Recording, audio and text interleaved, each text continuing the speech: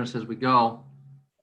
I'd be curious to know, there's some names I don't recognize. If you're a city official, I'd like you to let us know if you are, what city you're from, and then hopefully we can speak to the audience a little better that way. So Jared, we're going to be showing the taped versions of the earlier speakers, right? We had an earlier session of this. I believe so, yes. Yes. So I'm live for first 15 minutes, and then I'm going to step off and let Jared take it from there. And we had it, and I'll show you the agenda here in a second. But speakers today are Bill Zawiski, he's with the Ohio EPA. Vicky Kelly, she's with the Cary Institute of Ecosystem Studies. And Scott Lucas from the Ohio Department of Transportation. The focus is water quality, and then on the latter two speakers, they'll be focused on road salt and its effects on water quality. So with that, I'll move along here. Maybe not having issues.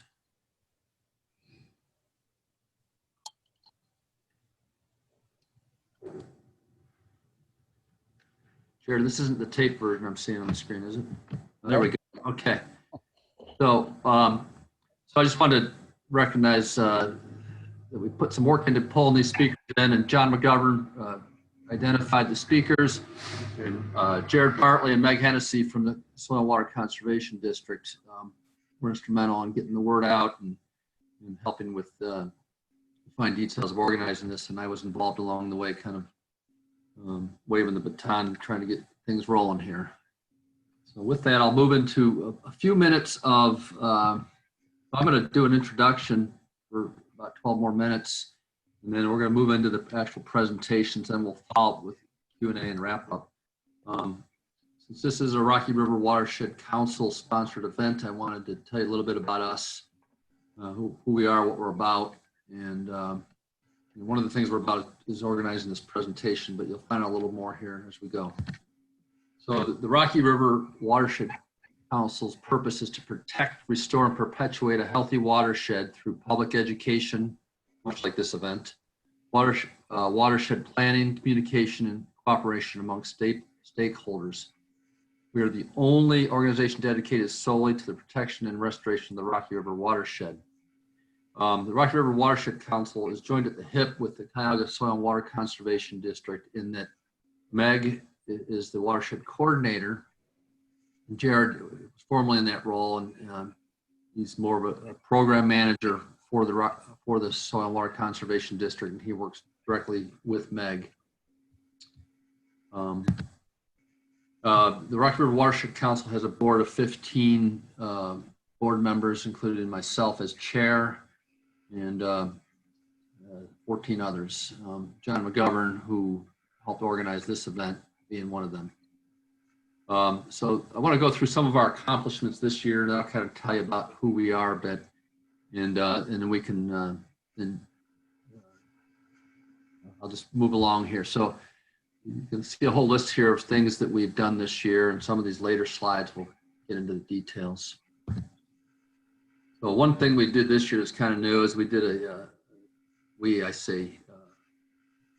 our board secretary, Heather Lacardi, worked with Kroll Halaka, I think it's called there in Hinckley area, Richfield area, in putting together a video about watersheds with a focus on headwaters of the East Branch Rocky River. So that's pretty neat. You can check it out on YouTube or through our Facebook site. You can access it.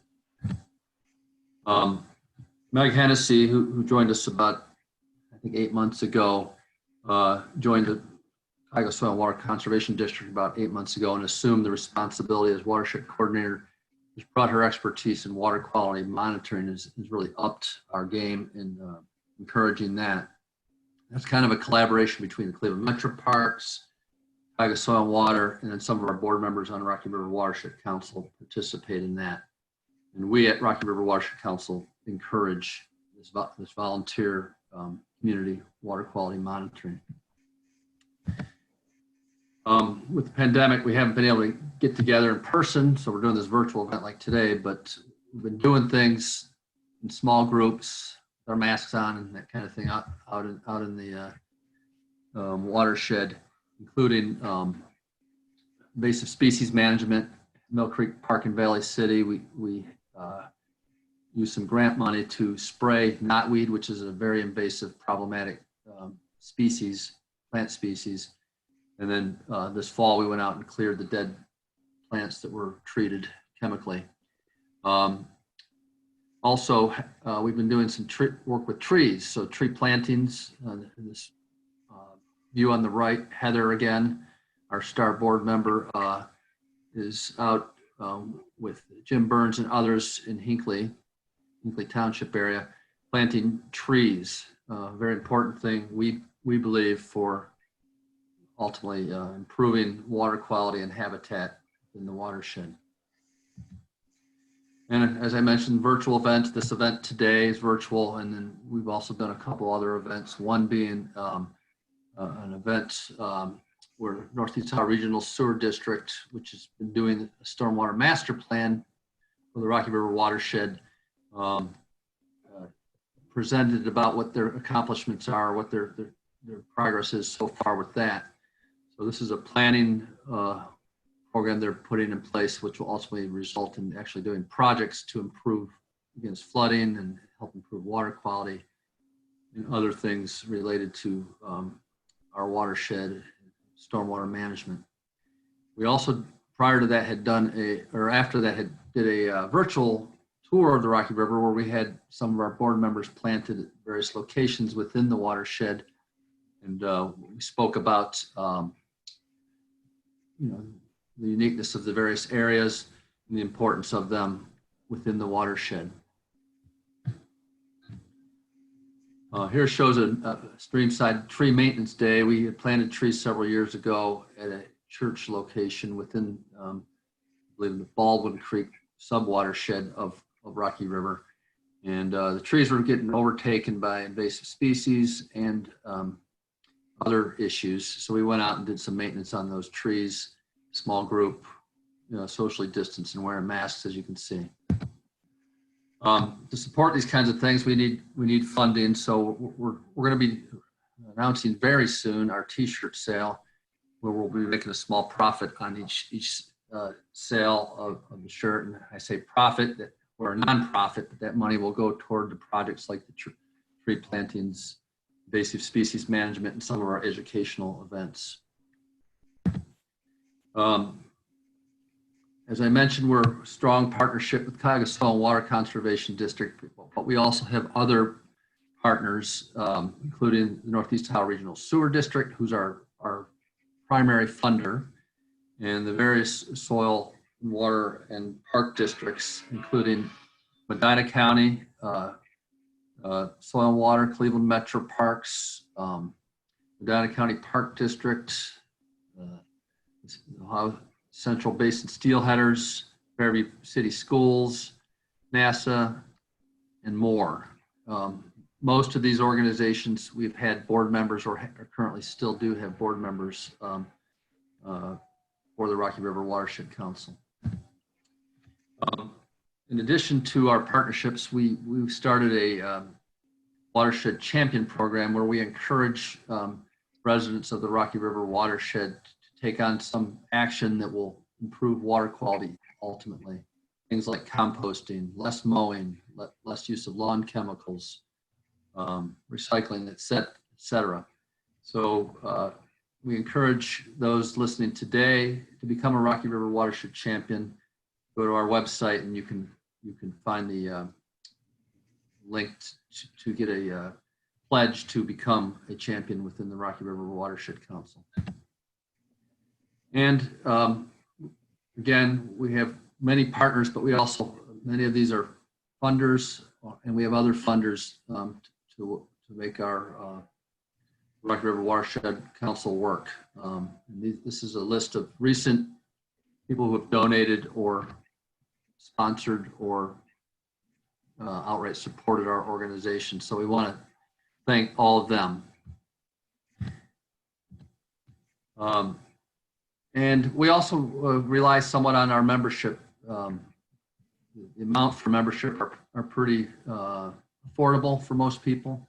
We have an individual membership, family membership, senior discounted membership, and we have various nonprofit business and other ways of supporting the organization. So we encourage you, if you aren't already, to join our organization. We would appreciate any support we can get. Help us keep going and doing good things. So I just want to present the contact information for those of us that supported this, that organized this event. And if you need to get a hold of us, if you have follow-up thoughts, need additional information, feel free to contact any of us and we'll reach out and provide you with whatever we can. So with that, I'll give you a minute to look over these bios. I'm not going to read them off. And then I'll give, I think, Jared a minute to get queued up with the first presentation. Or I don't. Bill's here, so I think Bill's going to present live. It's going to be live, man. Way better. Okay. All right. So Bill's joining us live again instead of the audio tape. We will let him queue up his presentation in about 10 seconds, maybe. These are the bios, just short bios of the speakers. We'll let them tell us a little more about themselves when they get online. In fact, I think you have to unshare before Bill can share. Oh, That's yeah. right. Remember, we had that last time. Yeah. All time. right. All right. Well, hi, welcome. Wish we could be doing this live. Actually, in the normal way of life, I wouldn't even be doing this. The Rocky River Watershed, Jennifer Carlson at our office is the person that does that. And Jennifer had a great fortune or misfortune. She had twins. And she was just ready to come back to work, and then the COVID thing hit and all the daycares were shut down. And I guess they frown upon leaving kids that young alone. I don't know. But so you're stuck with me, and for that I apologize. I'm going to see if I can actually get this to work, this technology crap. Let's see, share. In theory, something's going to be happening. Is that correct? Yep, we see it. Slideshow, and so in. Come on. It should be working, but it's not. Last time it told me I could do it. It's not working, Jared. You are now screen. Yeah, because I'm trying to start the show. Yeah. Try the little thing down in the bottom corner. You might go try that. Little presentation view next to 83%. Yeah. Next to 83%. Where the hell's that? If you can put your cursor down towards the bottom of the screen. Oh, crap. I got all kinds of crap going on here. Oh. Okay, 83%. Oh, there. A little presentation. Maybe that'll try it. That presentation view thing. Zoom to can. No, that's yeah, because the last time you clicked this stupid button, there it is from beginning. I guess my computer was slow, kind of like me. It's thinking now. So anyway, yeah, we're going to talk a little bit about the water quality study Ohio EPA did in 2014 on the Rocky River. I've been at the agency over, I'm pushing 32 years, and gosh, I'm old. And when I grew up, the Rocky River was a watershed my mom always took me to play in and collect bugs and eventually take me home. And I saw it when Mike Dirkleck was on this morning. He said his mom did the same thing. And obviously our parents didn't hate us because they took us both home. So we'll talk a little bit about what and how and things that this survey tells us. You could see it just came out, and it did take us way longer to get this report done than normal. Part of it was caught in between some of the legal wranglings over the total maximum daily load program. So there was just this period where stuff like this was kind of in a pseudo limbo. But we were able to kick it out, and here it is in all its glory. So when we looked at the water quality in the Rocky River, it was a watershed survey conducted by Ohio EPA. We sampled a total of 82 sites within the watershed, a lot within the parks, a lot outside the parks. Other little tidbits of information.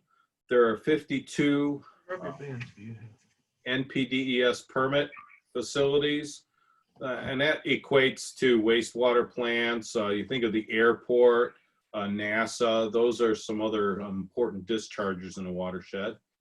It's about 294 square miles, so it's not really big. And the report came out in August. Typically, we like to have a 2 to 3 year turnaround time on these reports, and hopefully we'll get back to that now that we're kind of ramping up again. What we did find was Ohio EPA has a certain way of assessing water quality. And when we say full, partial, and non, those are the things in the graph on the side. What that means is aquatic life, and we look at fish communities and bugs, macroinvertebrates. We actually have standards in our water law that talk about expected scores. So when we do our assessments, we end up rating these things. We give them a score, and full attainment means the bugs and the fish are meeting their respective expectations.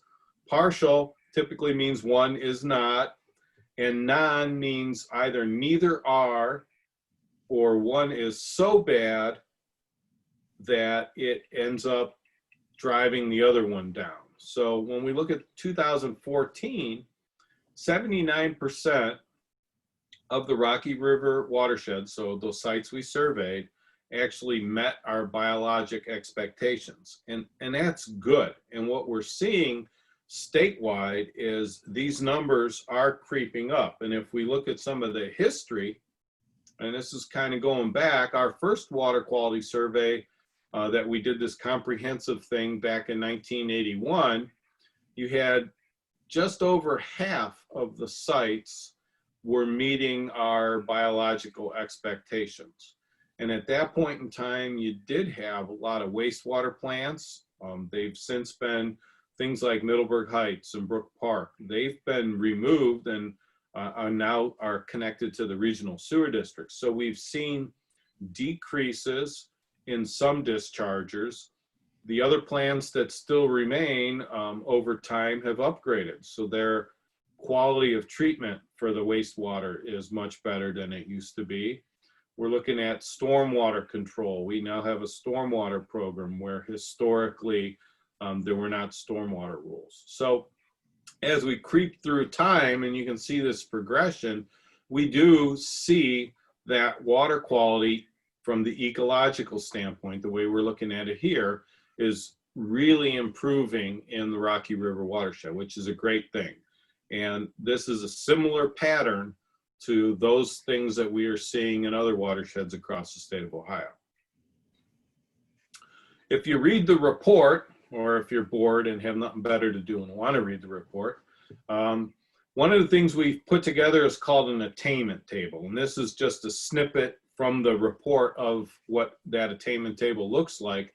And really, this is the ecological story in numbers of what's going on in the river. So if we look across the top at the columns, we're telling you where the site was, the storette code and river miles, so you can place it. A storette code is a unique identifier across the country, so you could go into US EPA's water quality server, type in a storette code, and you could eventually pop out the information on water quality at that site.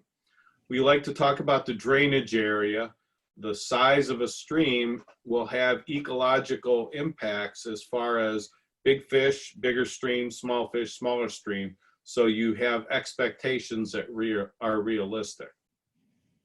The IBI is called the Index of Biotic Integrity, and that is a fish score. So think of it as a grade point average. The max score in Ohio that you can get is 60. And then the box at the bottom has our standards. So the expectation or the standard we are shooting for is going to either be 38 or 40. And that depends on whether we wade the stream or we use a boat. And if you're in a boat, you just have different expectations of the fish community. But so if we look down that line, the column, everything is over 38.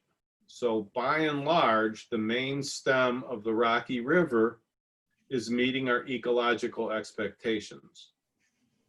The next column is the MIWB. That's an index of well-being. And it's also looking at the fish community. And basically what it does, it takes the distribution of the percent of how the fish community is structured, and you throw in weight, and then you end up with this score.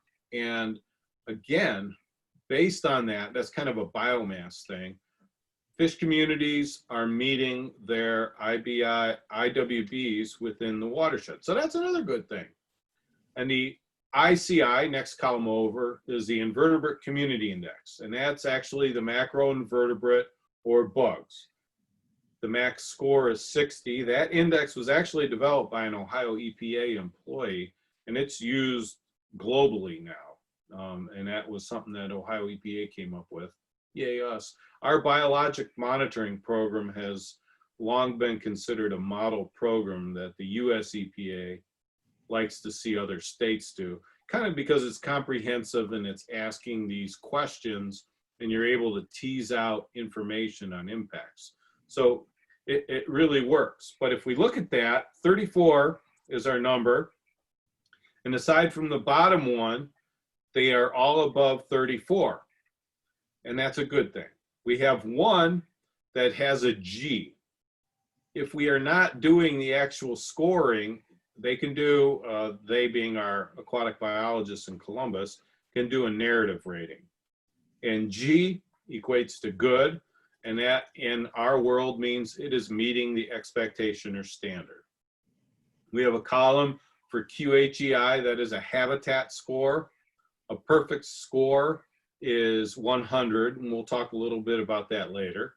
And then the status, and that is, does this site meet, partially attain, or not meet the water quality expectations of the ecological functions in Ohio? And the main stem of the Rocky River there is in full attainment of our standards, and that is lovely. If we look at the bottom line there, that talks about Abram Creek, and this is the opposite of that.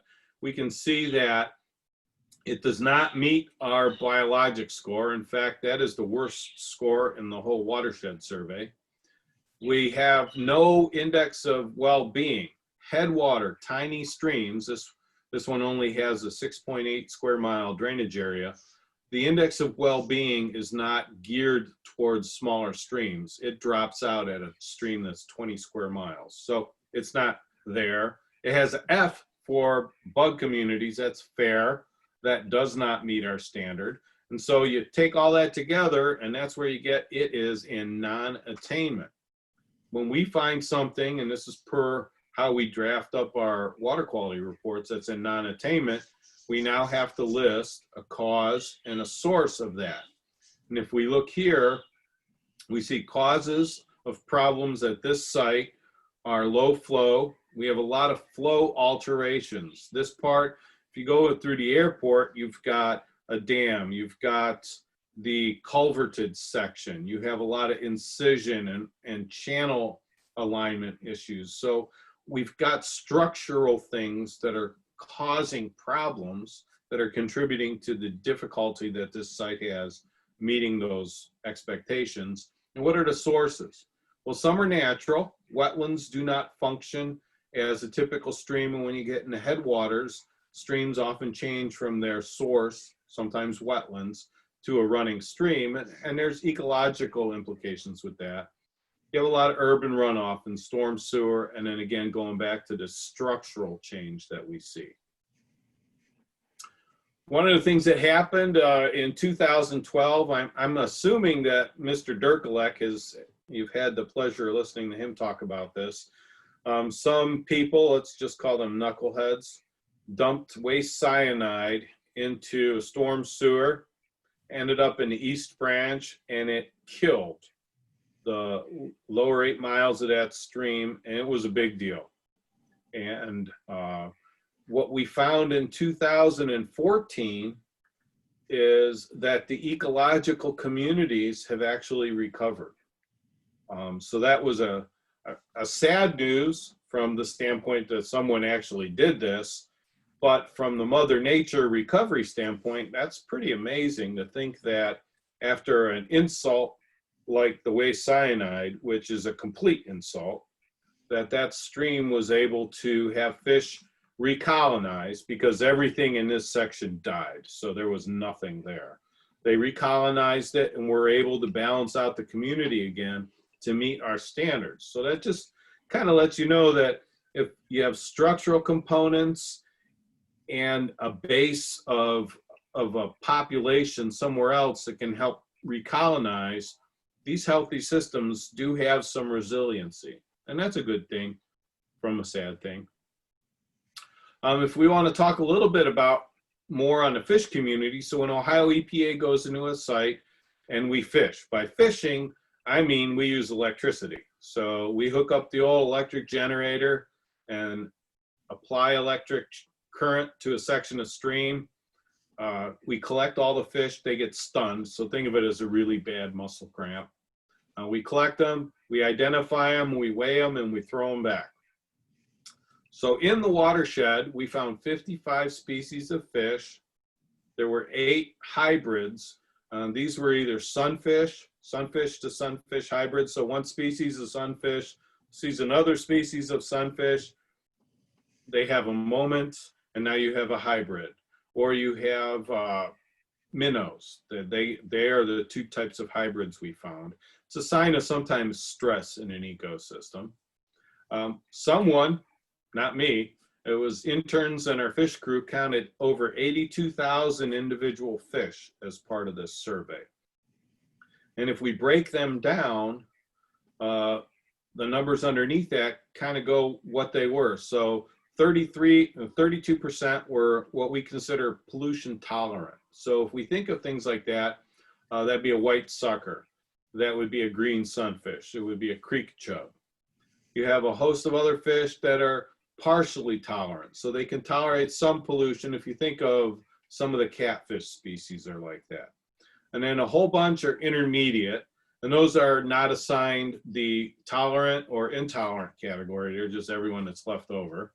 We have things that are considered moderately intolerant. So you can think of a rainbow darter on the back of the shirt that Patrick talked about, or a smallmouth bass. They are moderately intolerant of pollution. So as soon as you get a little stress, they kind of leave.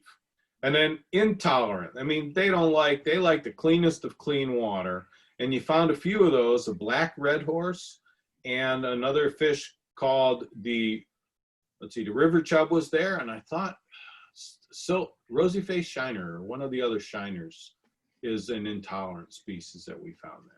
So when you're looking at that distribution, that's kind of cool.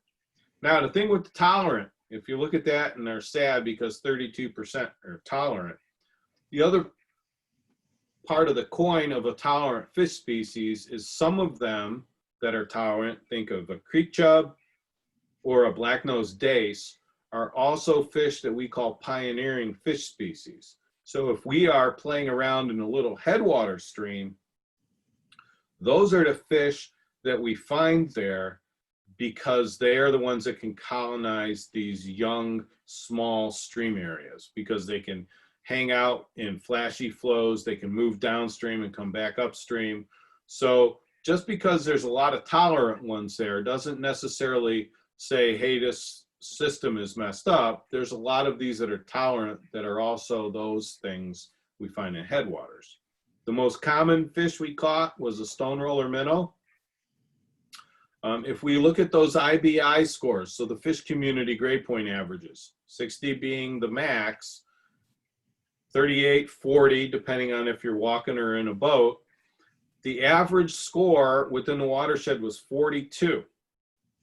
So that means on average, the Rocky River watershed exceeds our expectations for meeting that standard we set for it, which is awesome. And if it's kind of weird here, if you look at the highest score we got, it was Abram Creek, and that was near the mouth. And the lowest score we got was Abram Creek, and that was in the upper part of the watershed.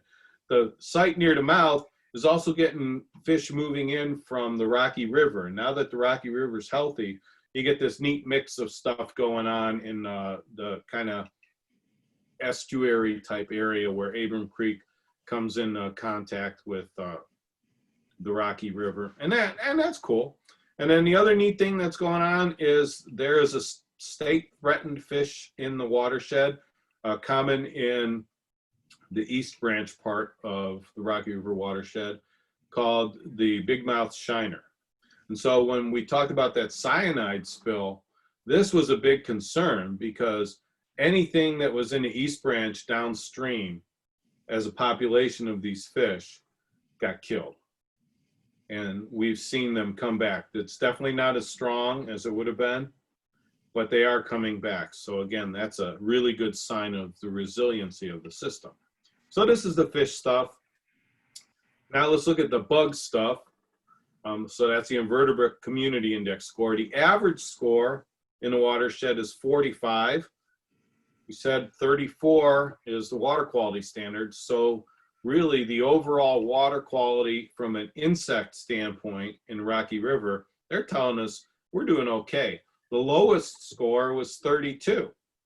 So that's just under 34 and what we would call a non-significant deviation from our standard. So we basically have really healthy macroinvertebrate communities on the numbers throughout the watershed. The highest score was 56. And we had 2 sites that achieved that. The other thing, if you remember that attainment table, there was a letter G.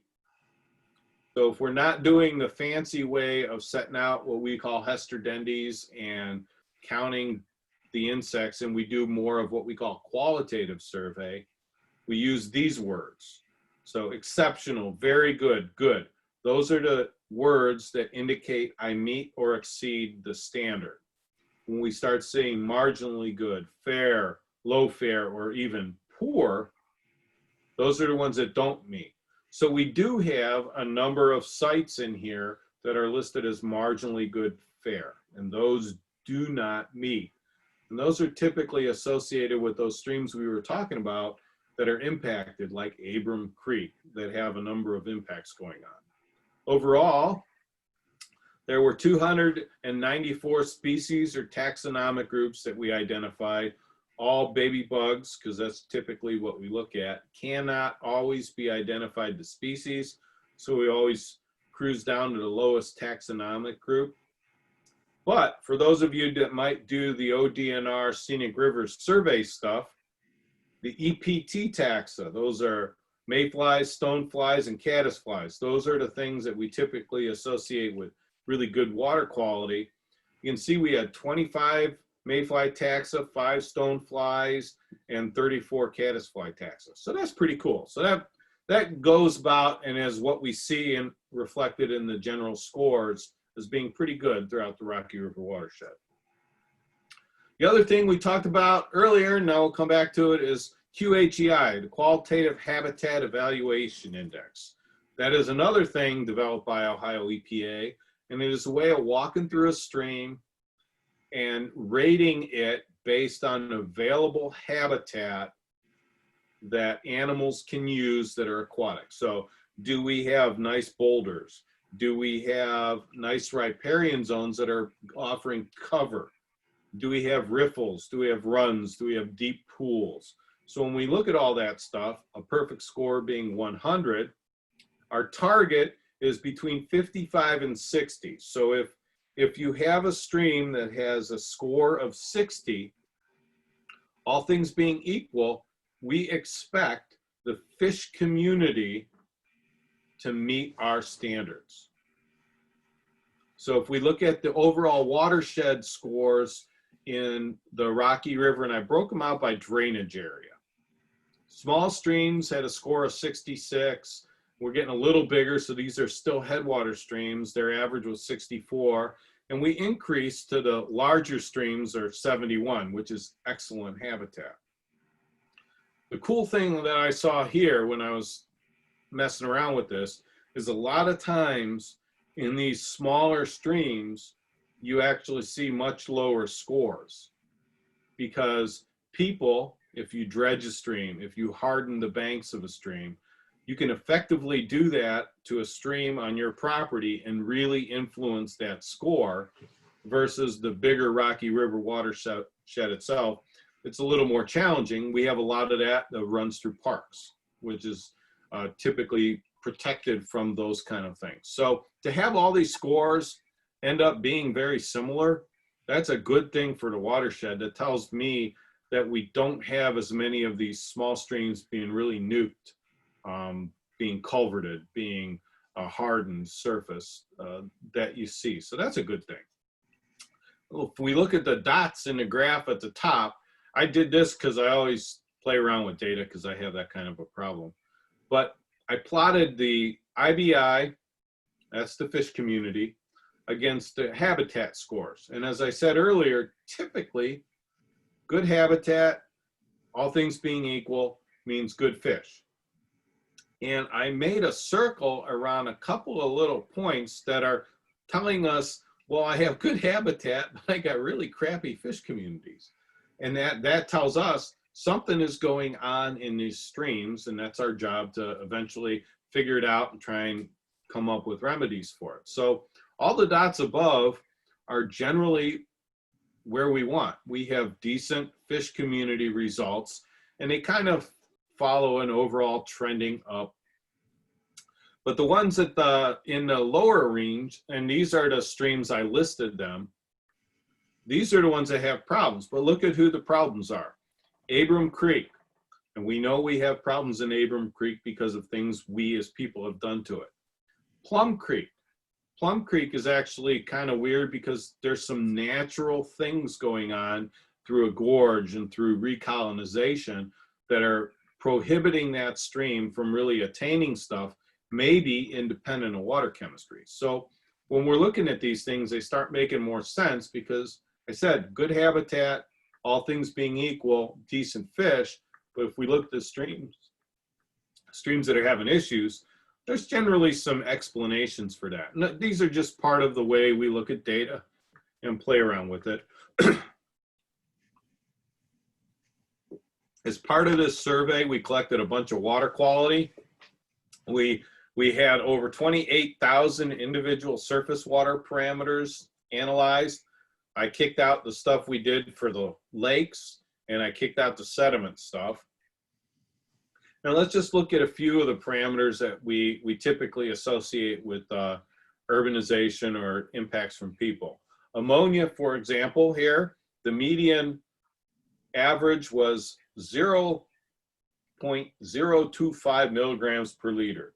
In Ohio, we have a water quality standard for ammonia, and it typically hovers around 1 part per million or 1 milligram per liter. So overall, the watershed has really, really low ammonia. However, native mussels, so clams and the mussels, are very sensitive to ammonia. So even numbers that are very small may have negative impacts on native unionid populations. And then the other thing I do is I mess around with, I do a standard deviation and I do a 2 times standard deviation. So this is kind of putting in perspective, we have a median, so this is kind of where things typically are. But this median plus 2 times standard deviation is saying, if I have a concentration above 0.18, what the hell's going on there? Because that's really out of normal for what we're seeing in overall watershed. If we look at chloride, and you'll hear a little bit about road salt later, we have definite signs that there are chloride impacts in the stream. It can come from groundwater, it can come from wastewater plants, and it can come from septic systems. And in the winter, and even lingering on going into spring and summer, it comes from road salt. We had looked at copper. That was we look at a bunch of heavy metals, but copper I just threw out there. Typically that is low and that's below our standards. So we're not seeing these impacts.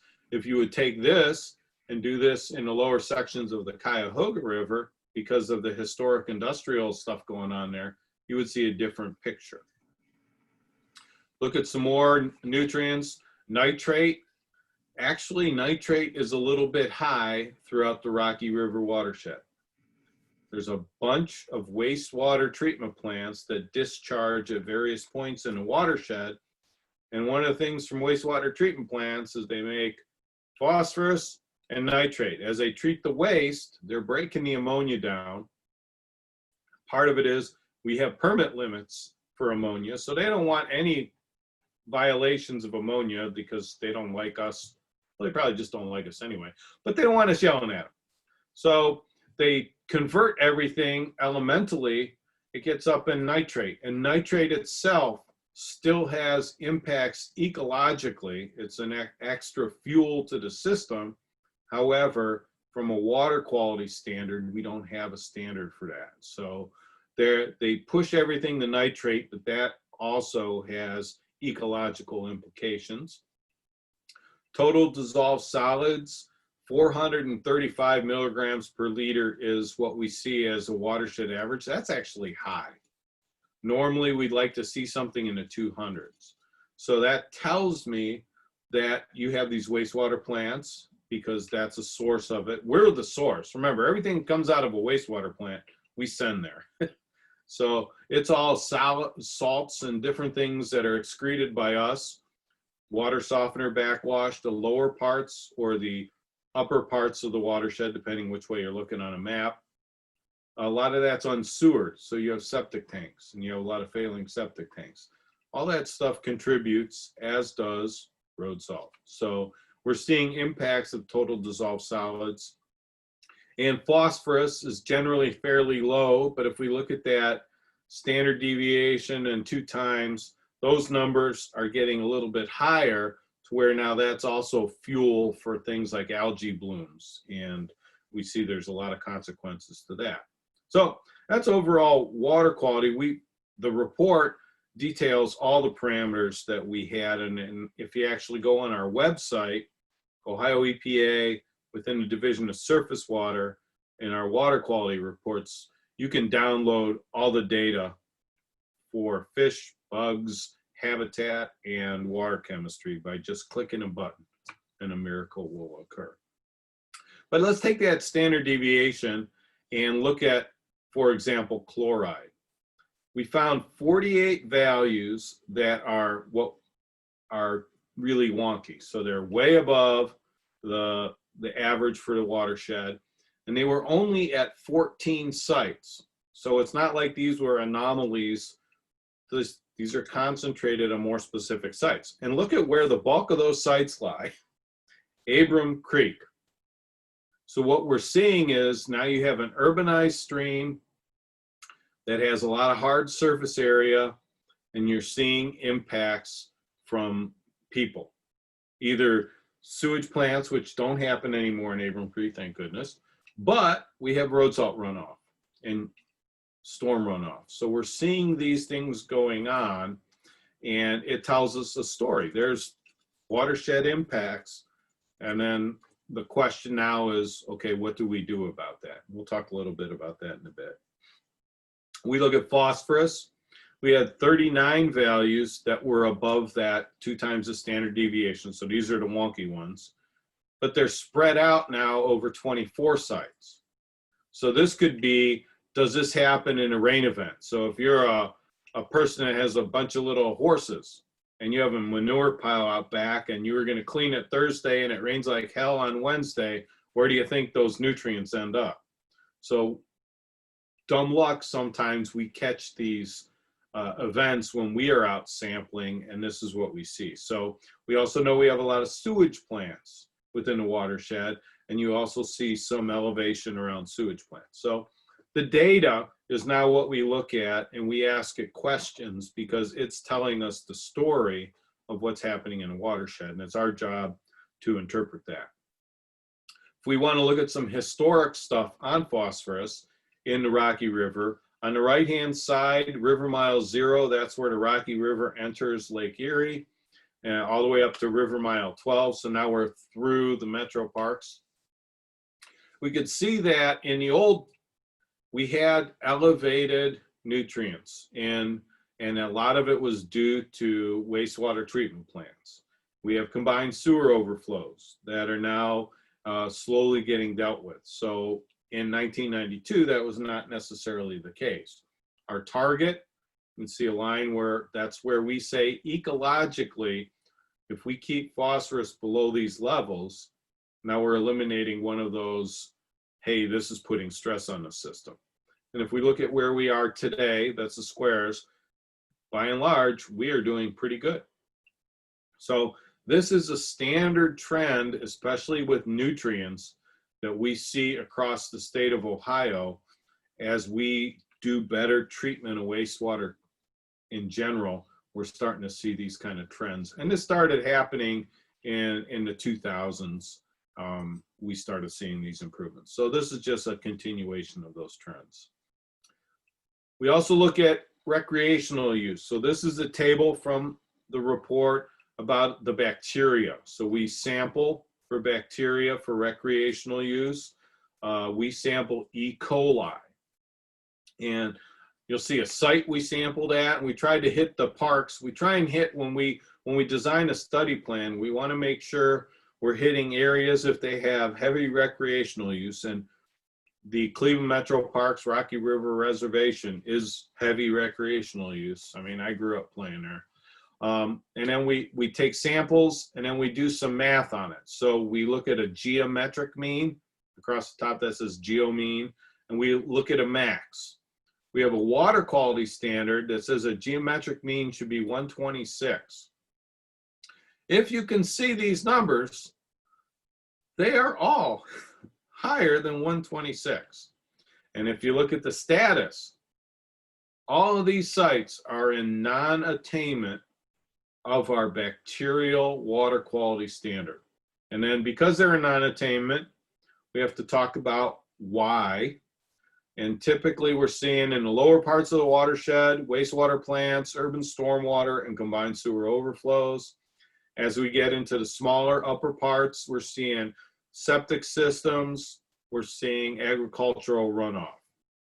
And if we flip another page, this is all the sites we did. We have only one site in the Rocky River watershed that met our standard. And that was in full attainment. So again, this is sad because it means we have bacterial contamination. However, this is what we see across the entire state of Ohio. In our typical water quality surveys, they look a lot like this when we're done. You do not have many sites that completely meet our standard. Part of it is it's restrictive, but the other part is we have all these subtle influences. And if we go back up here and look at some of these geometric means, 1,000, 1,000, they're actually pretty high. So there's really, you know, if you're talking I'm at 150 or I'm at 140, you're scooting along to maybe you got there on a bad day. But when you're looking at these, some of these are elevated. When we do our sampling, we do not sample after heavy rain events because that adds a whole nother level of complexity. So when we typically do water quality sampling, our goal is to find lower flows when proportionately the chemistry has the greatest stress on the system.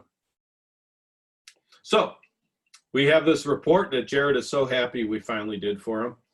And now we ask the question, what's next? Well, this is part of the bigger concept of the total maximum daily load, or the TMDL process. So when we're looking at where we are, we just assessed the situation. We wrote a report, and then this is our data. The next thing we are going to do is to develop a strategy, and that is the process of generating a total maximum daily load.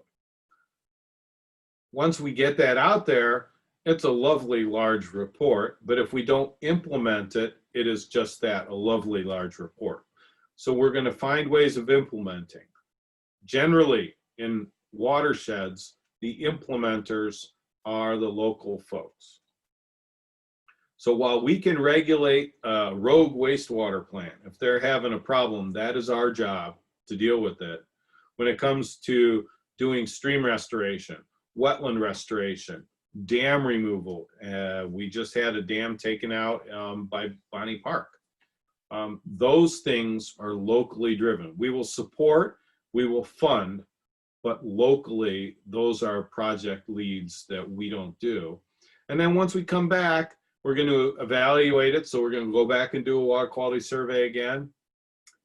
And then we look at, did the stuff we did have benefits? Do we see less areas in non-attainment?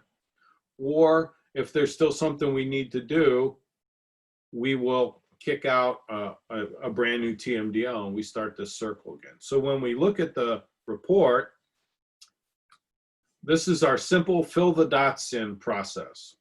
So we have done a study plan, and that is something that Ohio has an actual rule. Remember at the beginning, I said part of what hung up this process was we had a Supreme Court case that kind of really put a kick into our TMDL program, and then we had to get some rules to restart it.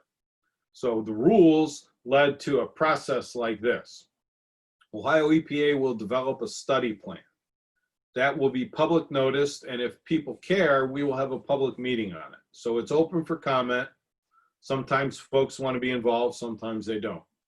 So for example, on the Cuyahoga River, when we did it, and that was kind of our first watershed to start going through this process, we had a public meeting. There was enough public involvement that we had a meeting on that. The next thing we do is where we are at right now. We developed this biologic water quality report. It is put out for public comment. Folks can comment. We did have a few comments on this one, the Rocky River. Then we look at the comments.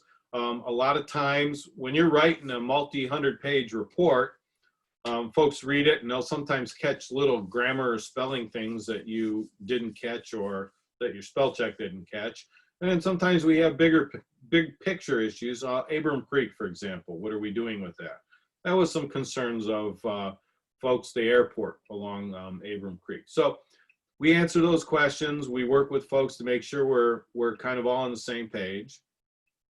The next three steps are really getting into the meat of the total maximum daily load.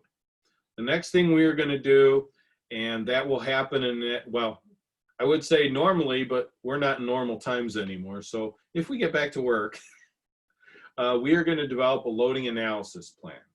That ultimately is our mathematical interpretation of what is going on in a watershed. Where are stressors? What are those stressors? And that's what the water quality report tells us. And then ultimately, what is the diet the watershed needs to go on to meet those water quality goals? Typically in Ohio, the water quality goals are driven by the biology. That loading plan, that gets public noticed. We're going to have, okay, we're going to start with what are the results telling us. So we do the plan, we do the math, we have results, and then at the end, all of this gets integrated into a draft total maximum daily load. And that gets public noticed, gets reviewed, and then Ohio EPA ships it off to US EPA, ultimately for them to review and approve, or we get it back with comments and we modify it, and then we send it back and approve it. So that is the TMDL process. Because there are sites that are in non-attainment, so think Abram Creek and some of the other tributaries, we are in this world. This is the world we are going to play in. And so we are now done with the biological water quality report, and we are working our way onto the loading analysis plan. That is my story for right now. I am sticking to it. And I guess I'll do whatever you want, Jared, if you want me to take questions now. If people have questions. There you go. So there's any questions? Well, I know I saw one in the chat. I thought so. I asked if the index of well-being is an EPA developed metric, or if that's So it's a sort of an EPA thing. So the Invertebrate Community Index is totally developed by Ohio EPA. The Index of Biotic Integrity was developed by a fella in Illinois called, his last name was Carr. And the Modified Index is kind of a host of other things that have been twisted together by various ecologists. And Ohio EPA applies it to our streams. So these indices are calibrated to Ohio streams. So if you would do an IBI and you were out in Colorado, your expectations are way different than they are in a stream in Ohio. So the indices all function the same. They look at groups, but they have to be calibrated to the area you are looking at to give them meaning. Cool. We also have any questions for Bill? I'll ask one, Bill. What do you think the timeline is on those next steps? That's always my question, right? Yeah, hell, it only took us a little bit of time to get your damn report out, huh? So we have been working really hard to try and overcome some of these delays. So in the old days, when we had fully staffed biological monitoring crews, we were truly getting through these watersheds on a 5-year rotation. We had enough physical staff that we were able to do that and then kick out a report, and a report typically got kicked out in 2 years. Then we got to where we had people retire, not get replaced, and then this lawsuit came along, and it really put a damper on everything. I am hoping with the process, we will be looking at maybe a year and a half to get this load plan done. So the load plan is just gonna, our modelers will look at the stream and they'll say, this looks like an application of this model would work here. So that's part of it, is like what toy are you gonna use to play in a watershed? And then we propose how we're gonna do it, and we throw that out there. So that's what I would like to say. You know, with the pandemic and all of us being locked down, hell, our survey went to hell this year. I mean, the only thing we actually were able to get was the large rivers and some Lake Erie work done, which was way different than what we had planned. The same thing's going to kick over to next year, and our modelers are part of this group. We still don't really know what next year's field season brings to us, and we're planning right now for the rosy glasses scenario and then the ugly reality scenario. So I'm hoping, because this is really the plan, this is just thinking through what we're going to do. We're talking a year and a half, but you know, the reality of today, it's really altered schedules.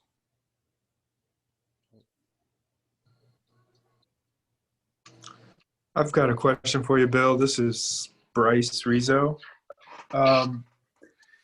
This might show my novice to the TMDL, but do you put direct requirements for fecal coliforms, or do we kind of attack that through phosphorus and nitrogen loading? Or no? So that's a good question. Because bacteria is pervasive throughout all these watersheds, what we are trying to do in regards to bacteria is we are going to be writing regional TMDLs for that. So like the Rocky River watershed will be a regional watershed with multiple other ones we've done assessments on that need TMDLs, because in general, yes, we prescribe what to do. So if we say the health departments keep track of septic systems, and in our region, the expectation is 30+% are failing at any time. Well, fix them, because that's a source of poop. So those are recommendations. We'll say, hey, this is the load we think is coming from septic systems. This is where that load needs to be, and that equates to we got to do a reduction of 15% of failing septic systems. So yeah, we will do prescriptions. Stormwater control is a big thing. Wastewater plants, if you look at the data from your typical like municipal wastewater plant, they generally have E. coli levels like 0 because they generally try and keep them low enough so that, again, they don't want us harassing them with violations. So usually the E. coli, in the old days it was fecal coliform, come from ag things, from septic systems and wastewater plants. Wastewater plants generally are not a big concentration source, although if it's a large discharge, it can be a load source. And yeah, the report will eventually kick that out. But we're trying to figure out to work through a regional one, just because this is a condition that affects multiple watersheds. Cool. That's great. And another question I have is, how does the implementation of this kind of regional strategy, and then how does that kind of boil down into the projects that you see on like a NIPSIS report in these smaller sub-watersheds? So when you look at the NIPSIS reports, a lot of those are also targeting additionally nutrients or habitat or sediment. So those things would be independent of a septic tank issue. Right. So yeah, I think that if we are talking about a regional TMDL for bacteria, you are not going to see habitat restoration as one of the driving goals. However, if we're talking about ecological things, so now we're specific to the Rocky River, habitat restoration and structure are going to be important, because those are the things that bump up the target here, which would be fish and bug communities. So the concepts are the same, but the attack, I think, is going to be different.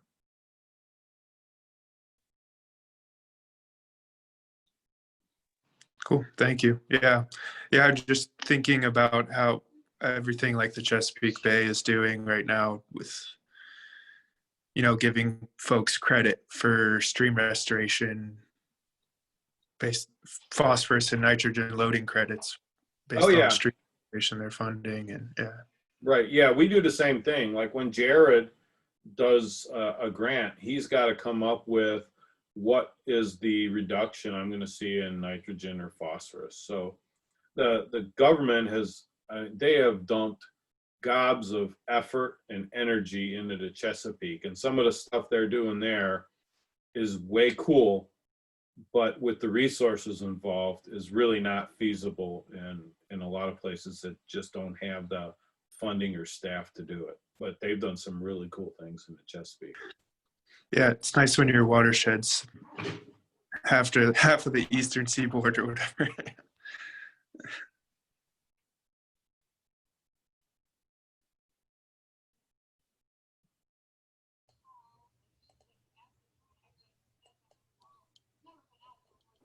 Hi, everyone. So I'm Meg Hennessy. I'm the watershed coordinator for the Rocky River, and I'll be stepping in to help coordinate since Jared's got to pop into another call. I was due to be on this the whole time, and then a snowstorm knocked out some of my services. So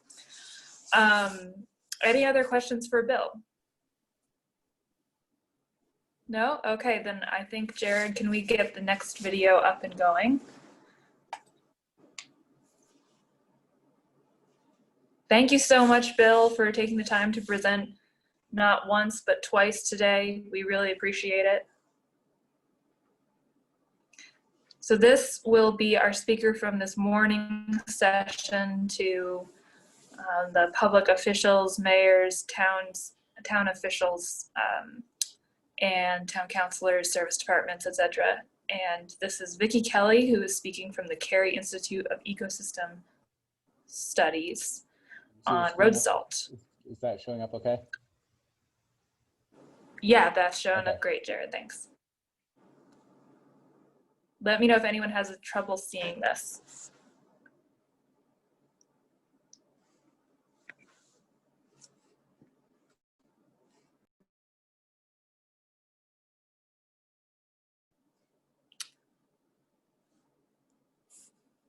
Jared, is it playing?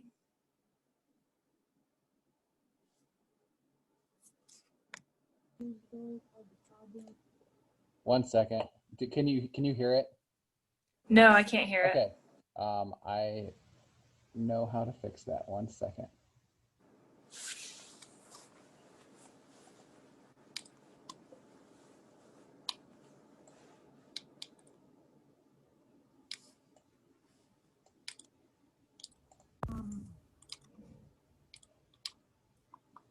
Can everybody see the screen?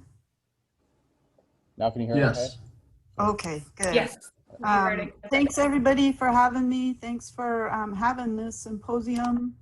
It seems like it's really important, really interesting, and a great thing to do. It's a real honor for me to be here with you today and to talk about an issue that I have been working on over the past few years, and that is the issue of road salt. I wrote a report a couple years ago called The Problem, the Solution, and How to Get There. And so I'm gonna talk a little bit about and expand on the information that's in that report, but that report is online and it has a lot more detail than I'll talk about today.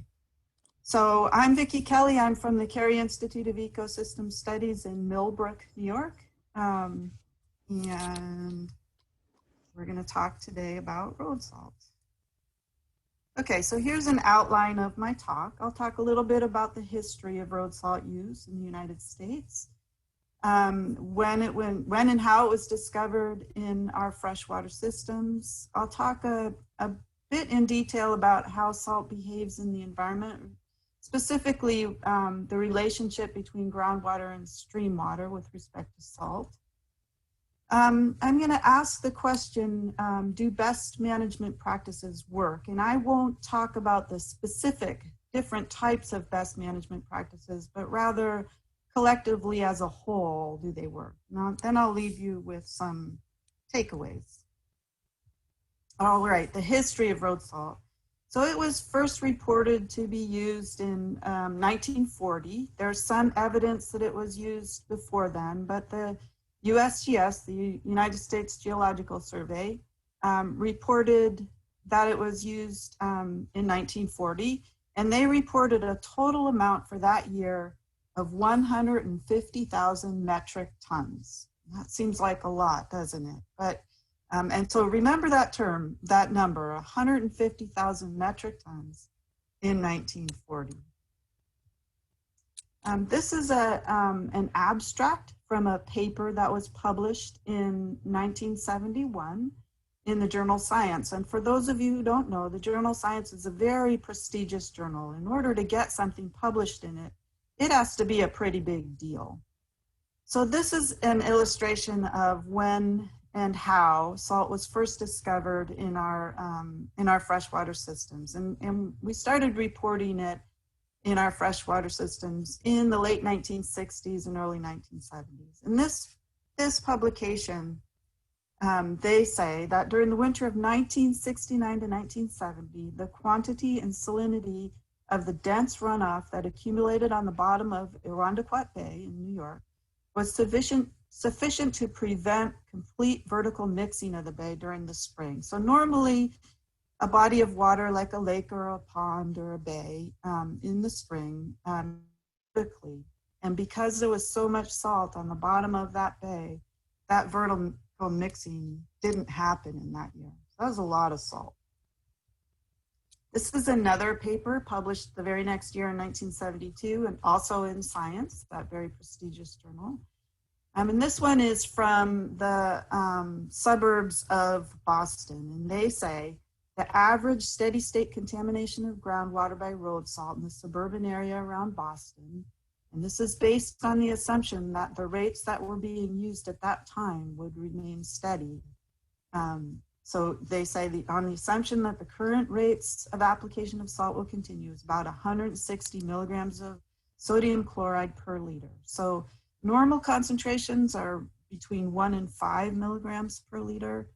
That's the natural background levels. So way back in the early 1970s, they were predicting that if we continued to use the salt, if they continued to use the salt at the rate they were using then, the concentrations in groundwater around Boston would be about 160 milligrams per liter. So what has happened since then? So this is a chart that shows the total amount of salt used for de-icing in metric tons from 1975 to 2017. And there's a few things I want to point out here. First of all, in 1975, roughly 8 million metric tons of salt were used. So remember that term from 1940, that amount of 150,000 metric tons. That would be down here around zero. So this is 1975. And you'll notice that the amount of salt used in the United States has increased steadily from the 1970s to roughly about double, a little bit more than double what we used in the 1970s. So we're using a lot of salt. And you can see this reflected in stream water concentrations. These are data from the Wappinger Creek, which is a creek that I sample here at the Cary Institute in Millbrook, New York. And each one of these dots on this graph represents the average for a year from 1986 to 2017. We've been collecting samples from this creek every month for all these years. And you can see that the concentration of sodium in green and chloride in orange has been increasing over these years. And this is very curious to us because the watershed that feeds this creek is mostly forested. It's about 85% forested. There is a small village, the village of Millbrook, has a population of about 1,400. But for the most part, the watershed feeding our creek is forested. There's a few houses with some septic systems. And so this was a big question to us. Why do we see this increase? We aren't seeing an increase in the number of roads or an increase in the amount of road salt being used. So I'll get to the answer to that in a few minutes.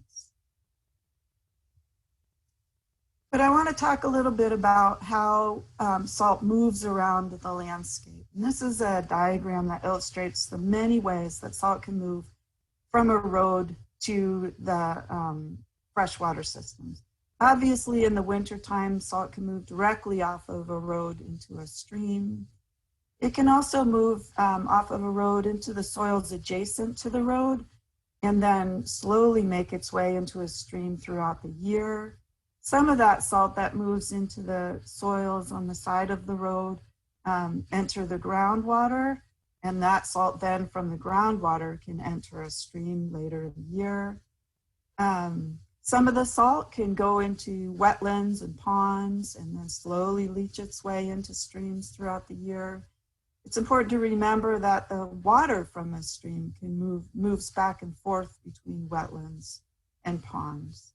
Sometimes road salt will move from a road into what are called fracture zones, these deep fractures that allow the salt to move pretty rapidly into deep groundwater. And this is the water that we humans often tap for our drinking water. So many ways for the salt to move around through the stream. And this, not surprisingly, varies throughout the year at different times of the year. So what I'm going to do is show you a series of diagrams that are that illustrate how water and salt behave at different times of the year. And so this is a cross section of a stream channel. So imagine you're standing on the landscape and you take a slice of it, like you're slicing a block of cheese, and then you turn it on its end and you're looking at that end. And this is what this diagram shows. So here we have the stream channel and the stream water level, and this is winter time. So what do we see? We see in wintertime the stream water level is high, and that's because the trees that are in the watershed are without leaves. And during the summer, when trees have leaves on them, they take up a tremendous amount of water. Every tree takes up about 100 gallons of water per day. So pretty much all the water that falls on a landscape in the summertime is taken up by trees and doesn't make its way into a stream. But in the wintertime, those trees don't have leaves, so all the water that falls can make its way into a stream. So we see the water level is high. We see these pulses of road salt coming off of roads and into streams. And that causes these spikes in salt concentration, these short-term, really high concentrations. Some of the road salt goes into shallow groundwater, which then goes into the stream in these pulses. And some of the road salt infiltrates the soil into the deeper groundwater. And during the summer in many streams, some of the stream water will actually feed that groundwater. Here we have spring. Now we've stopped seeing those pulses of salt from roads entering the stream channel itself. The water level is still high because the trees don't have leaves yet, but that road salt that penetrated the soil is now making its way down into this deeper groundwater. And again, for some streams, we see this, the water from the stream channel actually feeding that groundwater. So here we enter summer. So now you see that the water level is really, really low because the trees have taken up all of that water that falls on the landscape. It doesn't make its way into the stream channel. You see that road salt that has infiltrated the soil and to the groundwater is now accumulated in this groundwater. And it's at this time of the year that the groundwater actually feeds the stream channel. And this is when we see the highest average concentrations of salt in our stream. And now in autumn, you see, we start to see the water level rise in the stream because the trees are entering dormancy, they're losing their leaves. The water that falls on the landscape, some of it is making it into the stream. And we still see some groundwater feeding that stream channel, but not as much as during the summertime. So how do we know this is happening? We know from data. So this is data from the Watershed Creek here at Cary Institute. On the x-axis, we have so each point on these graphs is represented by an average for a day of the year. Day 1 is January 1st, day 365 is December 31st, day 90 is about the end of March, and day 270 is about the end of September. So there's two lines on this graph. One in blue is the stream height, and in orange is what we call conductivity. Now, conductivity is the measure of the electrical conductance of the water, and that is directly related to the amount of salt in the water. So we use conductivity as a proxy for salt concentration. So what do we see? We see conductivity in the wintertime is relatively low on average, but you see these spikes. Now, if I had a graph for one individual year, you'd see really high spikes of salt concentration during the winter time. But because this is an average of about 13 years, the spikes are somewhat muted. So conductivity is spiky in the wintertime. The water level is high. You enter the spring, when we stop having those salting events, the conductivity starts to go down. The water level again is still pretty high. And then there's this long period of spring through summer into the early fall. And it's during that period that you see the water level starts to go down as the trees leaf out and start to remove water that then can't flow into the stream. And interestingly, you see the conductivity, the salt concentration increase. And the highest average concentrations we see are actually through this summer and into the fall. So on average, even though we see high spikes in the wintertime, we see the average concentrations are actually highest in the summer and fall. And then in late fall through the early winter, you see conductivity decrease, or salt concentrations decrease as the water levels start to increase. So how do we know the problem is road salt and not some other source of salt? So for our watershed, we we created a budget. We tallied up all the different sources of salt to our stream from the watershed feeding that stream. What did we find? So we looked at every potential source we could possibly think of. And what we found was there indeed is a small amount that comes from septic systems and sewage treatment, the sewage treatment plant in the village of Millbrook. There's a small amount that comes from water softeners throughout the watershed. An even smaller amount that falls in the form of in rainfall and snowfall.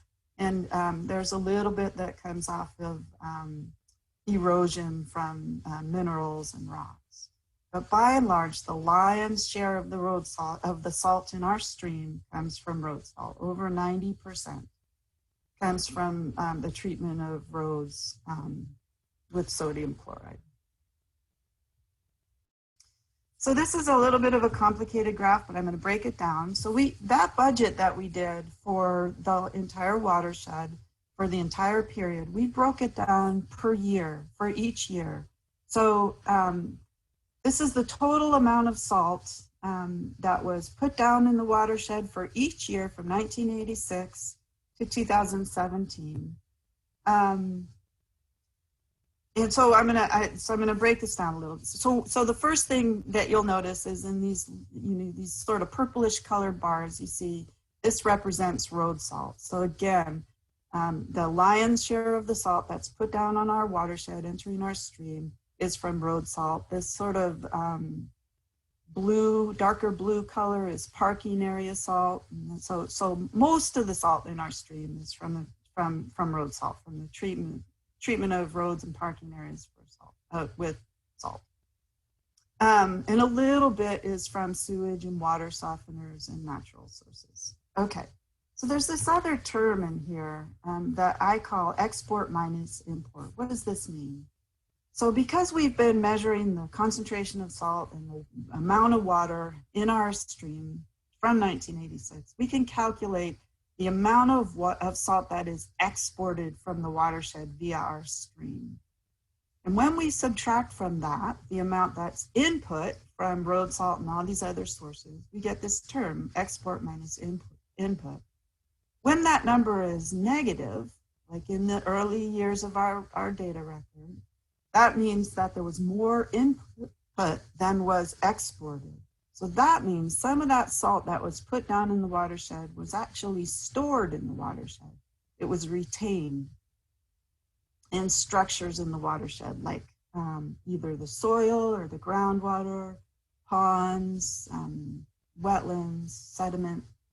So early in the data record, we see a storage of salt in the watershed, but then later in the data record, we see that that term, export minus import, is positive. That means more is leaving the watershed than is put down in those particular years. And that amount, that salt that's leaving the watershed in those years was put down in these early years. And this is something we call a legacy effect. So the salt that was put down early actually doesn't make its way into the stream and out of the watershed for years, sometimes decades after it was put down.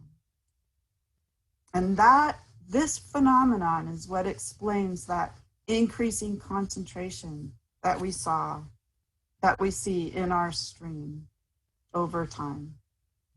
So this is just a summary of what I said, this legacy of road salt. When that input number is greater than the export from the watershed, the number is negative. That means more salt was put into the watershed than left via the stream. When the export number is higher than the input, that's a positive number. That means more left the watershed than was put into the stream. The number is negative in the early years and positive in the later years. So salt in the streams that was put, that we now measure, was put down decades ago. And really importantly, the salt that we use now will be in our environment for decades to come. And we call this a legacy effect. I'm not going to talk about the co-constituents with road salt, but I want to mention that they're there. We're very concerned about some chemicals that travel along with salt. Specifically, lead is a big concern. And there's lots of work being done right now by scientists throughout the country to try to understand how lead and other heavy metals and other constituents behave with road salt. All right, I'm going to talk a little bit about this question: do the best management practices work? You know, what can we do to address this problem of road salt, and does it work?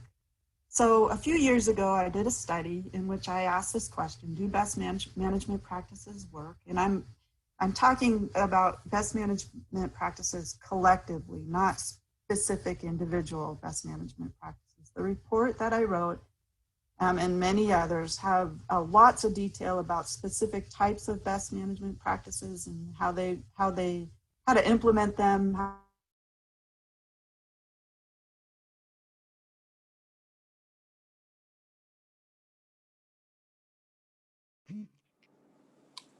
Has it frozen for anyone else? How much they cost to implement and how much they take. And that service Nope, we're back. the roads in our watershed near the Clinton and Wassaic substations. And it was disappointing to plot these data. This is the total amount of salt that is used by these substations over time.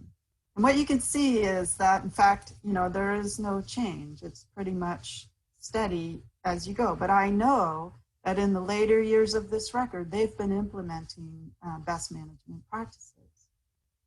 So one of the things that you'll notice is that the winter of 2011 to 12 seems to have been not as harsh as some of these later years. And so it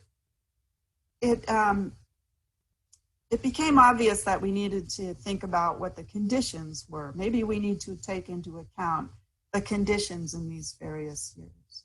So we wrote a little computer program where we predicted the amount of salt that would be used during those years based on the conditions of those years. And the conditions we included were total snow depth, the average temperature from November to March, the number of events, snow and snow/rain events, the duration of all the events, how long they lasted, and then the total equivalent of all the snow and snow-rain events.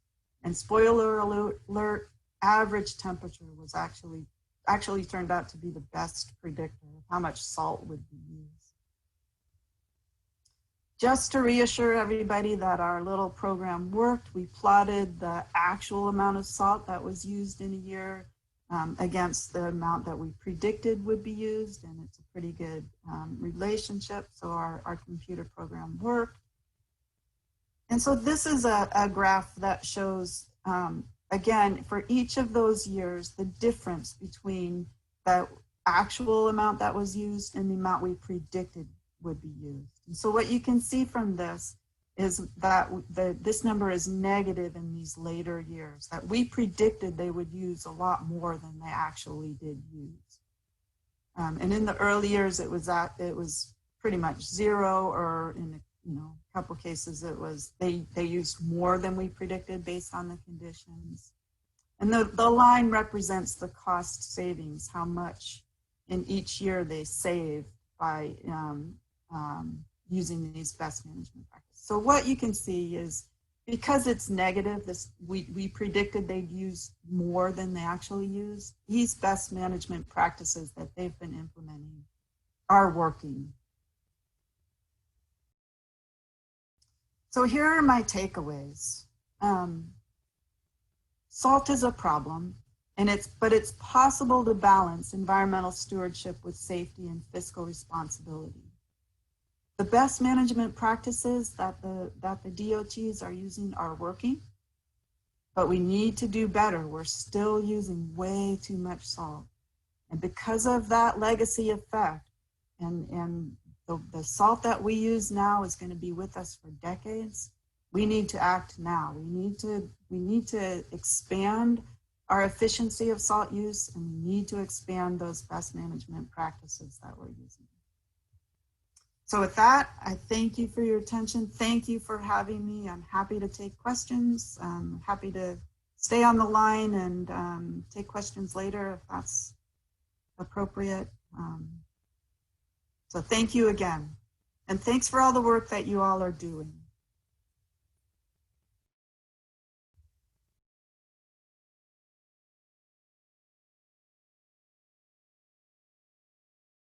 All right, so does anyone have any follow-up questions? We don't have Vicky Kelly on the line now, but I can take note of who asked what questions and get a response from her and forward it to you when she's next available.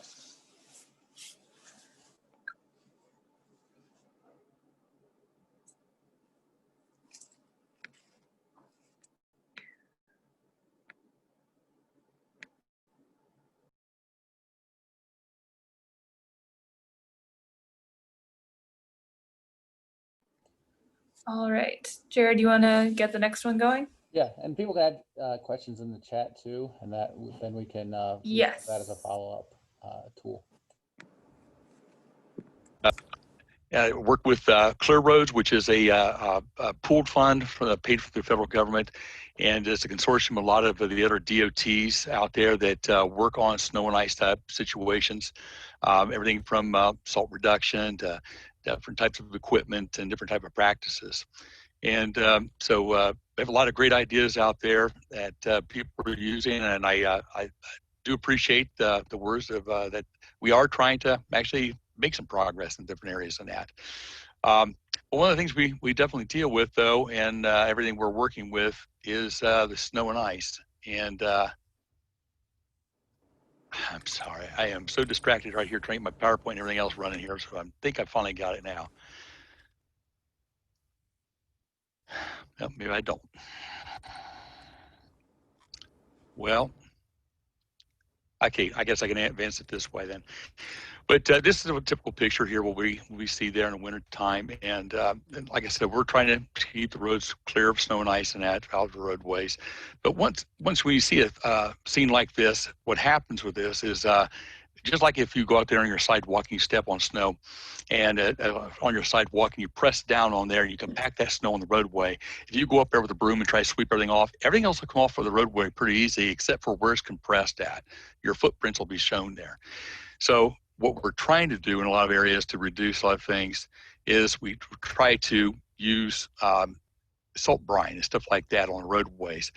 And because what the kind of a fact with salt brine and the salt brine uses is that if we use it on the roadway as an anti-icing treatment, it's actually takes 10 times less salt in order to remove the snow and ice from roadways.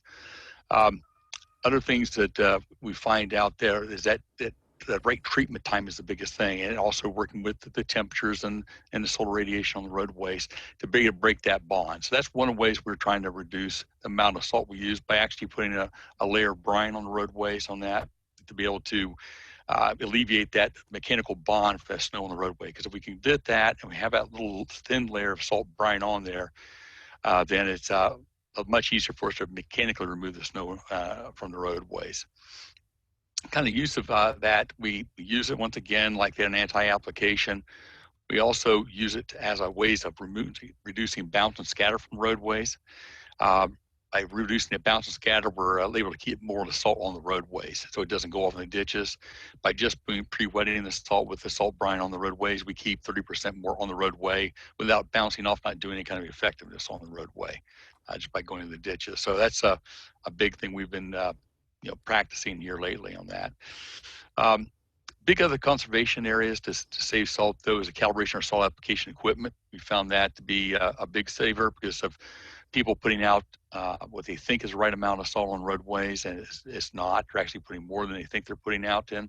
So we try to calibrate our equipment multiple times during the season to make sure that everything is running correctly. Another big thing, which seems like a common sense thing, but is to store the salt under cover. With the Ohio Department of Transportation, we do that all the time wherever we're at in our locations. But there are still some areas, unfortunately, don't cover the salt or salt mixes and that, which leads to a lot of runoff issues. I think we stress is clean up the areas where salt is loaded and we don't spill salt on roadways. I mean, just things like that. And then to only use that minimum amount of salt that's needed out there on the roadways. That's a key factor. And we're trying to stress our folks out there. We've actually reduced our numbers down a couple different times to wherever our numbers of pounds per lane mile is greatly reduced than what it used to be in the past, and to be able to get hopefully get the same effects on the roadway. And it's kind of funny, just like Vicky was saying before, and I think it's very interesting about people's concepts of what they like about roadways. If people may have noticed in the state of Ohio, we have actually reduced the amount of mowing we do on the roadways, and it's kind of dual purpose on that one. One of the reasons we really did, and the main reason we really did, is try to increase habitat for pollinators as part of an agreement with U.S. Fish and Wildlife Service and that. So that's one of the reasons we did that. The other big reason and kind of a benefit from it is we actually did receive a lot of cost savings for us. It doesn't cost us that much money if we reduce the amount of mowing we do. And it's the same thing with salt usage out there. Salt costs money, $50 to $100 a ton, depending on where you're at in the state. And that's a lot of cash. That is our biggest maintenance activity we do in the state of Ohio is snow and ice work. So anywhere we can save salt money on that one is always a better thing.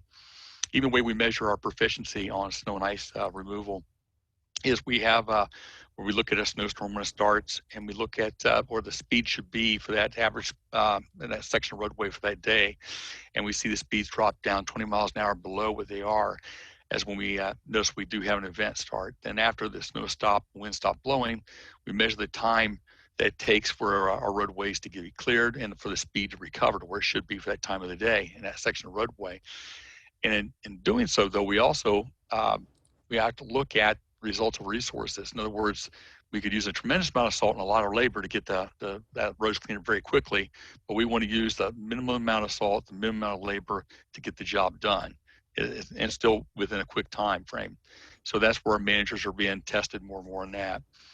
The other kind of thing we had looked at to a certain point, and we've done this mainly up on I-90, is we have our what they call our speed limits signs up there. We can actually change our speed limits up there on the signs. And we do that, one, for the visibility of snow squalls coming off the Lake Erie. And by reducing the amount of speed we have on the roadways, that also reduces the crashes and stuff like that on the roadway because people are going at a slower rate of speed. Same thing happens if people drive slower on snow-covered roads and are more accepting of snow-covered roads, the crashes are a lot less. And so it is a big thing of public opinion. It's something where times we're kind of our own worst enemy, that we clean the roads in some places so well that people expect it. The other thing of it is that when the roadways are cleaned, people tend to drive faster, which then it could be just a thin layer of ice on roadways. We've had accidents at much higher rates of speed because of that. So there's a lot of different things on looking at that with different types of application methods of salt, but not only just the salt piece, but actually, like you said, the perceptions of it. Are people good with wheel tracks? We find, like in our agrarian areas and our rural areas, people don't mind a little bit of snow on the roadways and that. But more in the urban areas, where people are going to work in cities and that, and especially on interstates, they want to see it white line to white line. But it does vary quite a bit, and we're able to adjust those different ways. One of our last things to talk about here is issues with salt substitutions. And that, I mean, a lot of people talk about using more sand and aggregate. There's been a lot of studies with that. And one of the things, especially I think in New York and a few other states, had to have fisheries in that. It's really hard on the salmon runs and that on the beds that starts to silt those over. And they've had some issues with that in Washington State as well. So they really don't like a lot of sand and salt. We've also found our issues with that it once the sand and aggregate loses its angularity, that it becomes almost like ball bearings on the roadway, and vehicles are then able to slide off the roadway more easily. And then we have a lot of cleanup costs with that. So there's not a lot of pluses with it unless like some of the areas that have ice or snow cover on roadways year round, these are from retraction, but for in Ohio, it doesn't work quite as well. It doesn't maybe in other areas. The other thing is agricultural materials like beet juice, cheese brine, products made from making of alcohol and that. They do have some places, I guess, in that, but the other thing of it is that they are also create a biological or oxygen demand on the waterways, that when they get in there and they start decomposing in that, they start robbing the waters of oxygen. So we a little sketchy on that one too. They have in some, especially the beet juice and the sugar products in that. The cheese brine, stuff like that, I know people have used that, but it's basically it's just another salt form. And we've also had people make comments about smell and things like that afterwards of that too. So there are some drawbacks to those type of products as well. I guess with that, I know I kind of went a little fast, but I didn't want to take a lot of time. And if anybody had any questions or anything like about clear roads or anything that Ohio's doing or anything like that, I'd be more than happy to answer those questions.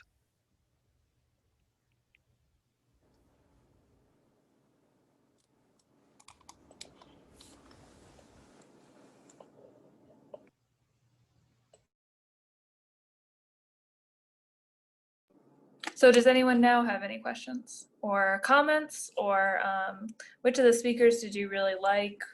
What did you learn that you didn't know?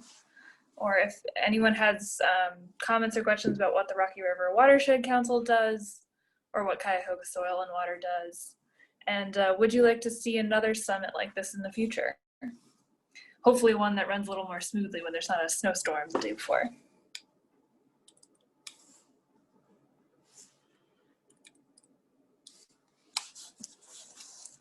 Nope, everybody asleep. That's all right, it's about 2 o'clock. Completely understand.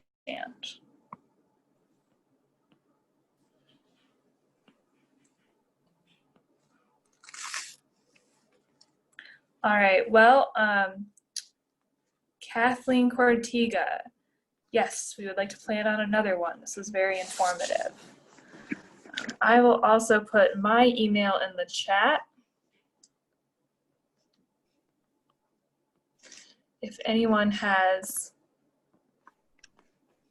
follow-up questions, comments, concerns, just like on the back of your shampoo bottle.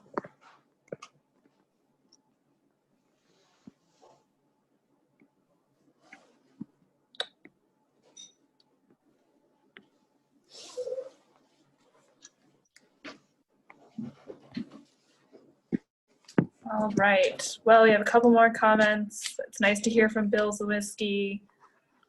People that had great speakers. Well, thank you everyone for attending very much. And we encourage you to head over to My Rocky River and check out our great website, all of our future activities. If you want to become a member or support the Watershed Council in any way, that would be greatly appreciated. And thank you all for attending. These videos will also be posted on our website. Those links will be sent out to all attendees and all registered, everyone who registered for the Watershed Summit, as well as advertised on our social media. So keep an eye out for those in the near future. And if you want to pass them on to anyone who couldn't make it today, or just share on your own social media, that would be, those will certainly be available. So thank you everyone. Have a lovely snowy Wednesday. Bye-bye. Thanks, Goodbye, Meg. Bill. Thank you again so much. All right, Jared, I think we can stop recording. Looks like most people are leaving.